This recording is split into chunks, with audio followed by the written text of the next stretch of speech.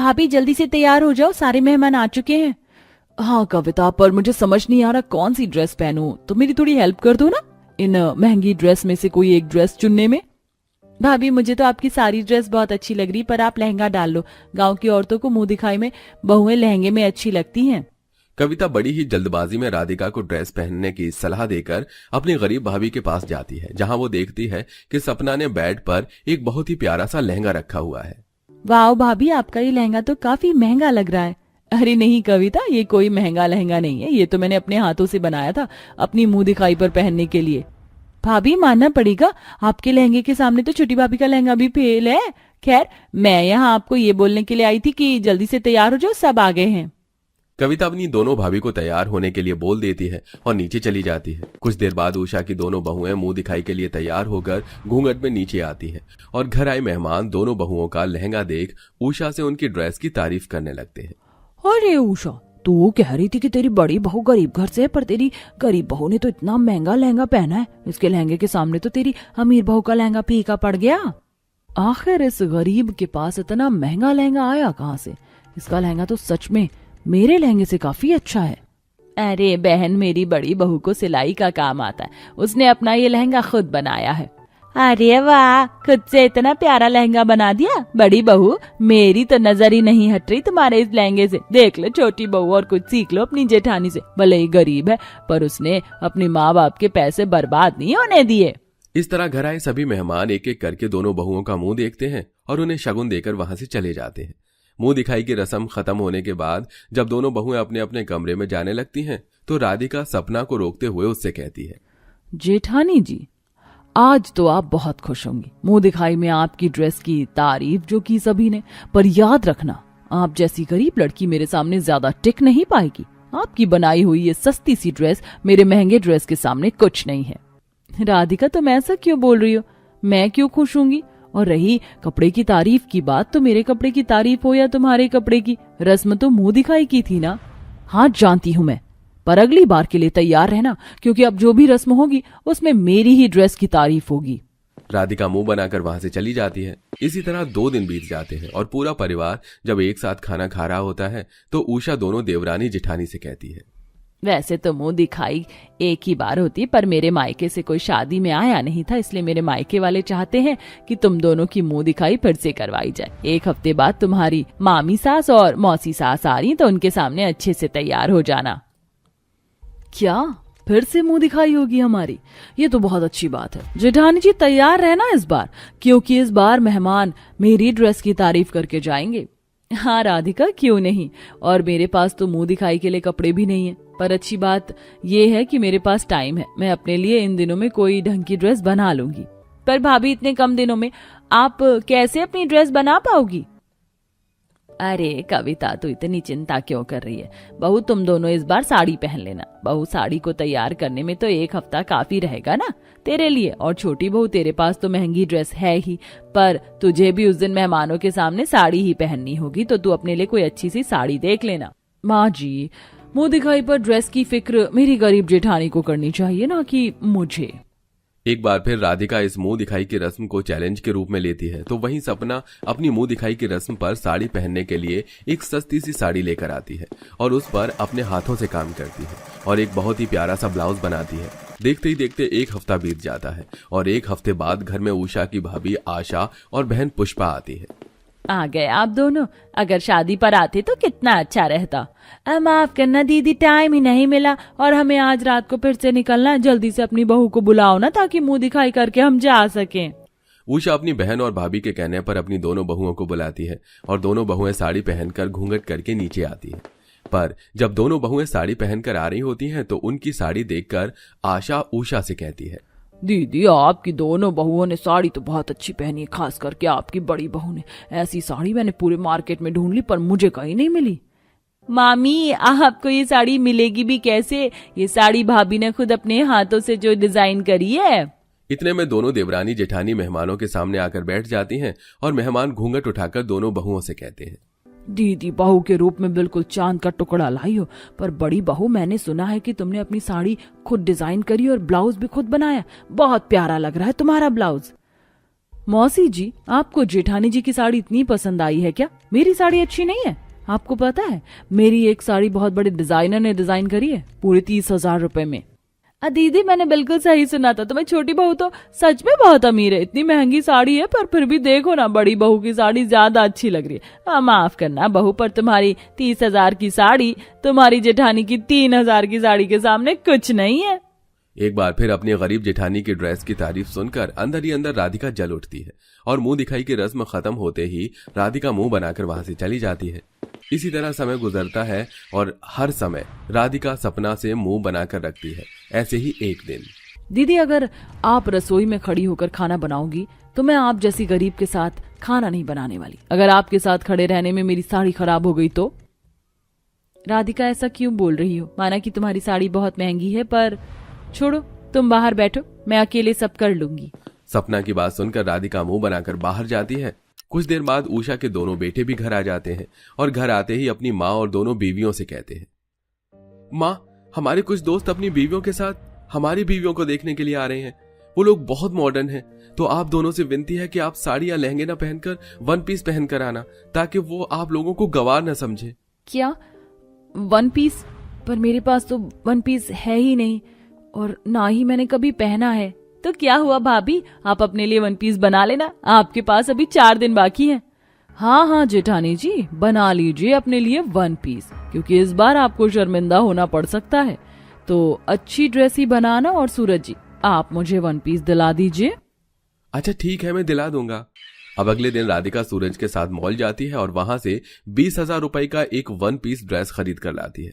तो वहीं सपना अपने पति से कुछ पैसे लेकर घर में बैठकर अपना वन पीस बनाती है। देखते ही देखते 3 दिन बीत जाते हैं और सपना का वन पीस बनकर तैयार हो जाता है और अपनी जेठानी का वन पीस देखकर राधिका जल उठती है। जेठानी जी ने इतनी अच्छी ड्रेस कैसे बना ली, पर मैं भी देखती हूँ वो इस बार कैसे तारीफें बटोरती हैं। राधिका जलन में आकर सपना की ड्रेस की सिलाई खोल देती है और अगले दिन जब सूरज और विशाल के दोस्त अपनी बीवियों के साथ उनकी बीवियों को देखने के लिए आते हैं तो दोनों बहुएं वन पीस पहनकर उनके सामने आती हैं और अपनी जेठानी को वन पीस में देख राधिका हैरान हो जाती है। ये वन पीस पहन करके सबके सामने कैसे आ सकती हैं? मैंने तो इनकी ड्रेस खराब कर दी है।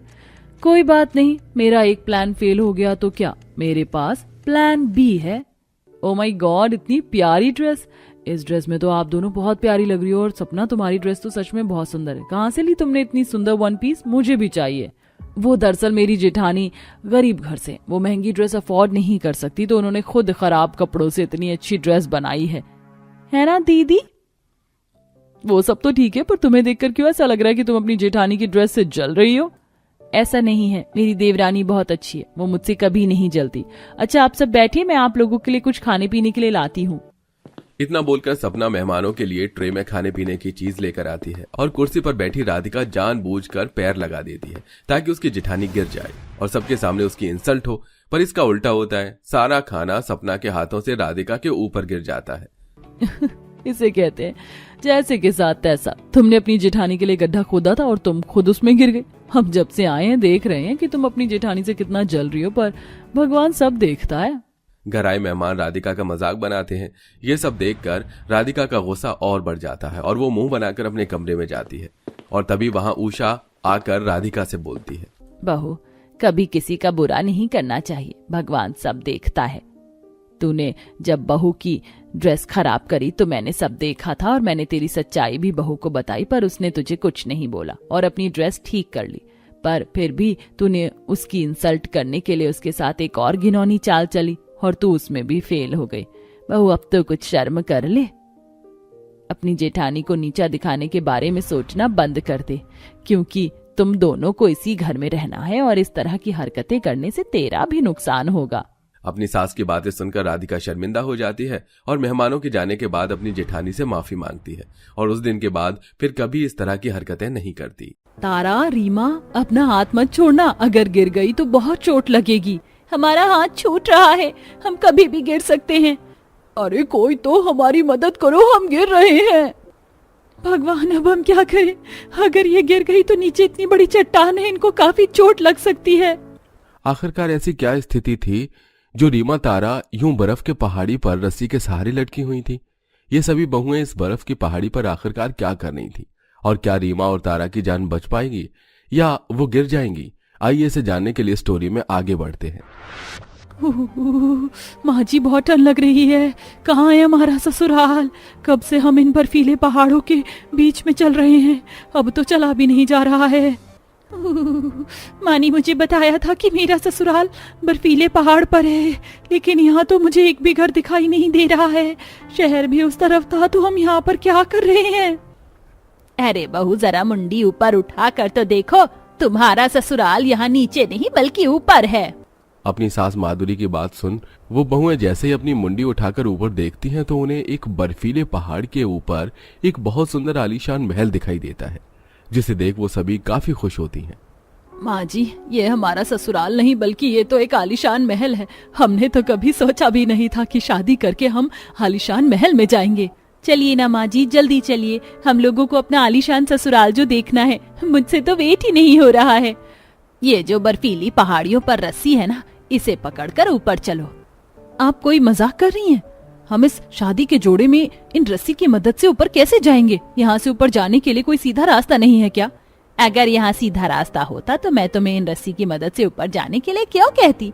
शुक्र बना कि मैंने अपने बेटों से कहकर इस पहाड़ी से ऊपर नीचे उतरने चढ़ने के लिए बीच बीच में लकड़ियाँ ठुकाकर इन रस्सियों को अच्छे से बनवा दिया, जिसकी मदद से हम लोग ऊपर नीचे जाते हैं। अब खड़ी खड़ी क्या देख रही हो? जल्दी से ऊपर चलो, अभी तो तुम्हारे गृह प्रवेश की रस्म भी रह रही है।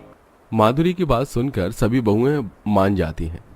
अब उनके पास उन रस्सियों की मदद से ऊपर जाने के अलावा और कोई दूसरा रास्ता नहीं था, जिसके चलते अब एक बहू उन रस्सियों को पकड़ती है और ऊपर जाने लगती है कि तभी महिमा एकदम से नीचे गिर जाती है। हाँ, हाय रे, मेरी कमर लगता है टूट गई। तू सिर्फ 6 फुट से गिरी है और तेरी कमर भी टूट गई, कुछ नहीं हुआ है। उठ जा संदीप, बहू को ऊपर लेकर आओ। कुछ देर में सभी ने जैसे तैसे करके बड़ी मुश्किल से पहाड़ पर चढ़ जाती हैं और अब उनके सामने आलीशान ससुराल होता है। वो सभी काफी खुश होती हैं। अब माधवी एक एक कर अपनी सभी बहू का गृह प्रवेश करती है। अब तुम आराम कर लो, रात बहुत हो गई है, मुझे भी नींद आ रही है। अब सभी बहू अपने अपने कमरे में चली जाती हैं और ऐसे ही शादी का दिन गुजरता है। अगले दिन सभी बहू की ठंड से काफी बुरी हालत हो रही थी। ये ठंड मुझे ही लग रही है या तुम लोगों को भी लग रही है? बताया था कि हमारा घर बर्फीले पहाड़ियों पर है, इसलिए मैंने थोड़े बहुत गर्म कपड़े रख लिए थे, लेकिन यहाँ तो हद से ज्यादा ठंड हो रखी है। मेरे पास तो बस जैकेट ही है। हम सबको यहाँ रहने के लिए गर्म कपड़े लाने ही होंगे, वरना हम सबकी कुल्फी जमाने में ज्यादा देर नहीं लगेगी। मैं सोच रही थी कि मैं अपने आलीशान ससुराल में 1 पीस ड्रेस पहनकर रील बनाऊंगी, लेकिन यहाँ तो मैं रजाई के अंदर से ही नहीं निकल पा रही हूँ। ऑनलाइन अपने लिए गर्म कपड़े ऑर्डर कर लेती हैं।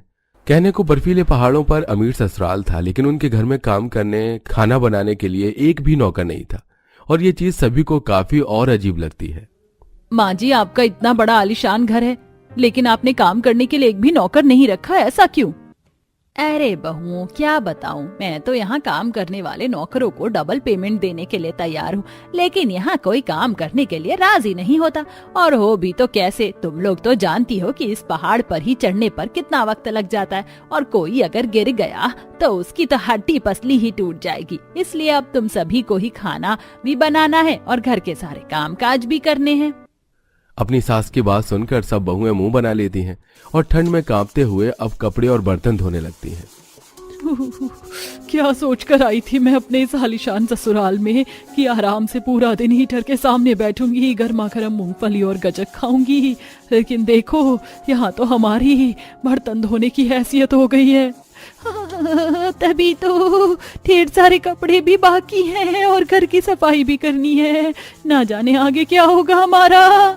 ठंड से कांपते हुए सभी बहुएं बड़ी मुश्किल से अपने बर्फीले घर के ऊपर बने आलीशान ससुराल में रहकर भी काफी परेशान हो गई थी।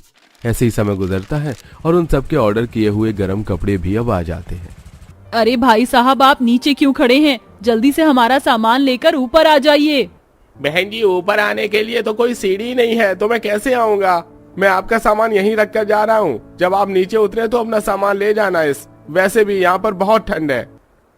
वो डिलीवरी बॉय उन सभी बहू का पार्सल नीचे रखकर चला जाता है, जिसके बाद अब तारा और रीमा पार्सल लेने के लिए नीचे आने लगती है। तभी अचानक बर्फीले पहाड़ में ठोकी गई लकड़ियों में से कुछ लकड़ियां अचानक से निकल जाती हैं और अब रीमा और तारा दोनों ही बर्फीली पहाड़ों पर लटक रही होती हैं। भगवान, अब हम क्या करें? कुछ समझ नहीं आ रहा है। हमारे पति भी बाहर गए हुए हैं। बाकी बहुएं उस रस्सी के सहारे तारा और रीमा को ऊपर खींचने की काफी कोशिश करती हैं, लेकिन उनकी कोशिश नाकामयाब रहती है। तभी प्रीति अंदर से एक और रस्सी लेकर आती है और उसे अपने आलीशान ससुराल के दरवाजे पर बांधकर नीचे लटका देती है। माँ, तारा, इस रस्सी को पकड़ो और ऊपर आने की कोशिश करो। तारा रीमा उस रस्सी को पकड़ते हैं और ऊपर आने की कोशिश करती हैं। वहीं सभी बहुएं भी पहाड़ के ऊपर खड़ी खड़ी उस रस्सी को खींचती हैं। थोड़ी देर में रीमा उतरकर सही सलामत ऊपर आ जाती है। हे भगवान, तेरा लाख लाख शुक्र है कि तूने हमें कुछ नहीं होने दिया, वरना मैं तो सोच रही थी कि आज तो मैं और तारा भगवान को ही प्यारे हो जाएंगे। सभी बहुएं बर्फीले पहाड़ पर रहकर जैसे तैसे करके ठंड को तो बर्दाश्त कर रही थी, लेकिन बर्फीले पहाड़ के ऊपर से उन सभी बहू को ऊपर नीचे जाने आने में काफी सारी दिक्कत आती थी। हमारे पतियों ने दोबारा से लकड़ियों को ठोक कर रस्सी को मजबूत तो कर दिया, लेकिन मुझे तो अभी भी इस पर से उतरने चढ़ने में काफी डर लगता है। और नहीं तो क्या, हम तो डर के मारे ही 1-2 हफ्ते भर की सब्जियां एक साथ लाकर रख देते हैं, लेकिन फिर भी बीच में कोई ना कोई जरूरी काम से हमें ऊपर नीचे जाना ही पड़ता है। ऐसी समय गुजरता रहता है और सभी बहुएं अपने बर्फीले पहाड़ी के ऊपर बने आलीशान ससुराल से काफी परेशान हो जाती हैं। और एक दिन तो इन लोगों के पति मनोज और अर्जुन जैसे ही ऑफिस जाने के लिए उन रस्सियों की मदद से नीचे उतरते हैं तो अचानक रस्सी खुल जाने की वजह से वो नीचे गिर जाते हैं, जिससे उन दोनों की कमर में ही फ्रैक्चर हो जाता है। माँ जी, कब तक हमें इन रस्सियों के सहारे पहाड़ी से ऊपर नीचे उतरना चढ़ना होगा? आप यहाँ पर एक सीढ़ी क्यों नहीं बनवा देती?